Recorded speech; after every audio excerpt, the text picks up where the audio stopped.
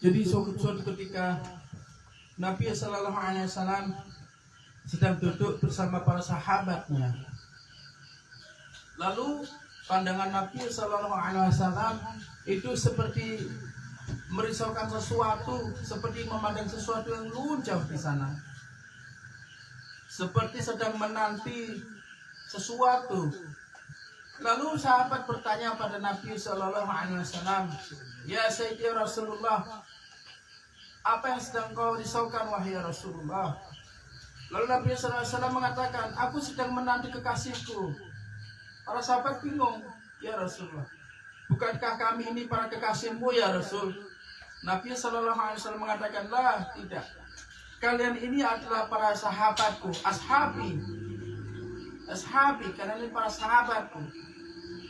Lalu para sahabat bertanya pada Nabi Sallallahu Alaihi Wasallam, "Ya Rasul, kekasihmu yang kau maksud itu yang seperti apa wahai Rasulullah?" Lalu kanjeng Nabi Muhammad Sallallahu Alaihi Wasallam menjawab, "Mereka adalah para kekasihku, mereka adalah orang-orang yang tidak pernah bertemu denganku, tapi mereka percaya kepadaku. Mereka para kekasihku adalah orang-orang yang tidak pernah melihatku, tapi mereka mencintaiku.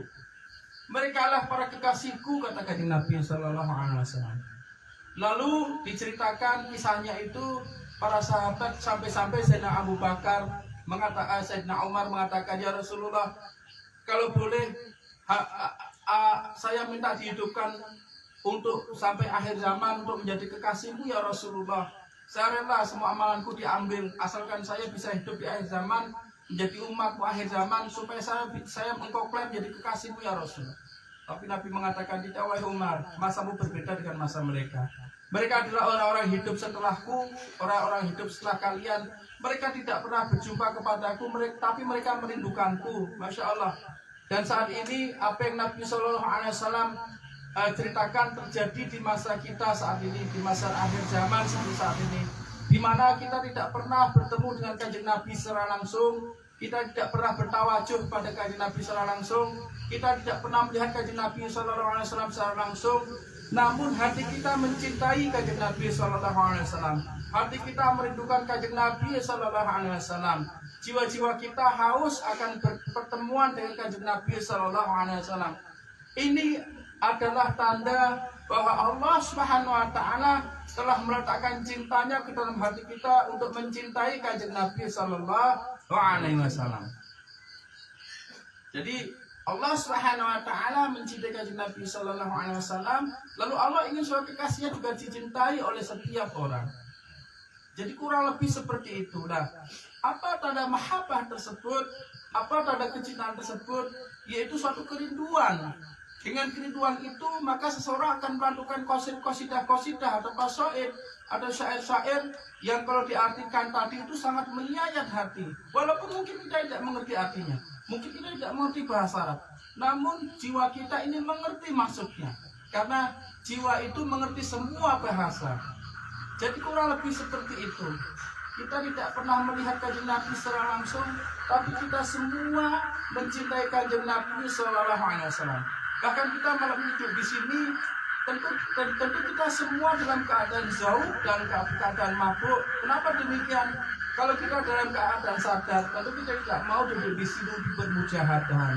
Tentu kita di rumah kita masing-masing nonton TV, nonton film, nonton sinetron, lalu berdunia bersama keluarga, supaya besok hari bisa melakukan aktivitas hidup yang lain. Namun karena kecintaan hati kita kepada kanjeng Nabi, yang sebenarnya kecintaan kanjeng Nabi yang diberikan pada hati kita untuk dibiaskan atau dipantulkan kepada Nabi Sallallahu Alaihi Wasallam, maka malam ini kita berkumpul, kita berqasidah, kita zikrullah, yang merupakan tajali atau manifestasi daripada kecintaan tersebut. Jadi kalau misalnya di dalam ilmu digital teknologi, misalnya seseorang memberikan menyampaikan suatu gagasan atau apa begitu, di depan diberikan suatu layar, biasanya warnanya putih, lalu proyektor alat digital dia dinyalakan, lalu cahaya akan mantul ke layar tersebut, screen dan proyektor. Lalu disitulah nampak gambar-gambar apa-apa yang disimpan di dalam mesin digital tersebut. Hati kita seperti itu. Ketika Allah Subhanahu wa taala mengirimkan cintanya kepada hati kita untuk mencintai kanjeng Nabi, yang itu adalah cinta Allah Subhanahu wa taala kepada kanjeng Nabi, maka hati kita ini seperti suatu mesin digital tersebut.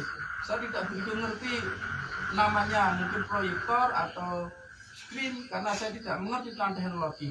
Namun ketika Allah Subhanahu wa taala meng-on, maka hati itu akan memancarkan suatu nur, suatu cahaya.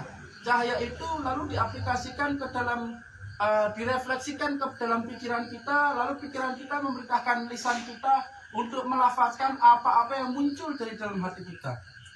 Jadi kurang lebih seperti itu. Makanya alhamdulillah kita semua di sini, duduk di sini, tidak lain adalah hanya untuk menyenangkan Allah Subhanahu wa taala, untuk menyenangkan hati Nabi sallallahu alaihi wasallam, dan untuk mengikuti jalan para aulia Allah Subhanahu wa taala. Semoga kita semuanya di akhirat dikuburkan bersama Syekhina fi tariqatin Naqsybandiyyah Aliyah, untuk bersama Nabi sallallahu alaihi wasallam, dan semoga kita semua tidak dihisab di yaumul hisab. Amin. Fatihah.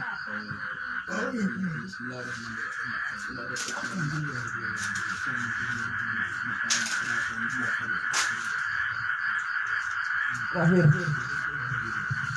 Sallu ala Nabi Muhammad. Sallu ala Nabi Muhammad. Sallu ala Nabi Muhammad.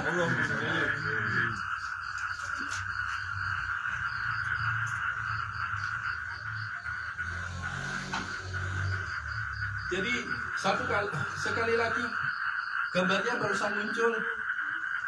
Jadi ketika kita berqasaid, ketika kita yusalluna ala Nabi, maka huruf-huruf atau kalimat-kalimat atau bait-bait daripada qasaid atau yusalluna ala Nabi itu mereka diangkat ke langit untuk dilaporkan kepada Allah Subhanahu wa taala. Lalu huruf-huruf itu memiliki nama. Lalu kalimat-kalimat qasaid atau salawatan itu memiliki nama. Nama itu adalah nama-nama orang yang melantunkan saat di dunia seperti ini. Lalu Allah Subhanahu wa taala akan mengirimkan qasidah-qasidah atau salat tersebut ke hadirat Nabi sallallahu alaihi wasallam, dilaporkan ke Nabi sallallahu alaihi wasallam. Lalu saat itu Nabi sallallahu alaihi wasallam itu senang sekali. Ini yang aku maksud dulu. Ini yang tak maksud dulu para kekasihku. Mereka hadir di sini secara ruhaniah, karena aku pun sekarang dalam bentuk ruhaniah. Di masa Nabi sallallahu alaihi wasallam, orang yang bertemu dengan Nabi sallallahu alaihi wasallam, bertawajud pada Nabi sallallahu alaihi wasallam disebut dengan suhbah atau orang bertemu, makanya sahabat. Namun orang yang tidak bertemu dengan Rasulullah secara fisik, tapi mereka hadir dihadirkan Nabi sallallahu alaihi wasallam secara ruhaniah, maka itu disebut dengan connection atau spirituality connection. Ruhnya itu dihadirkan ke hadirat kanjeng Nabi sallallahu alaihi wasallam, karena Nabi sallallahu alaihi wasallam sekarang dalam bentuk ruh juga. Secara fisik Nabi sallallahu alaihi wasallam dimakamkan di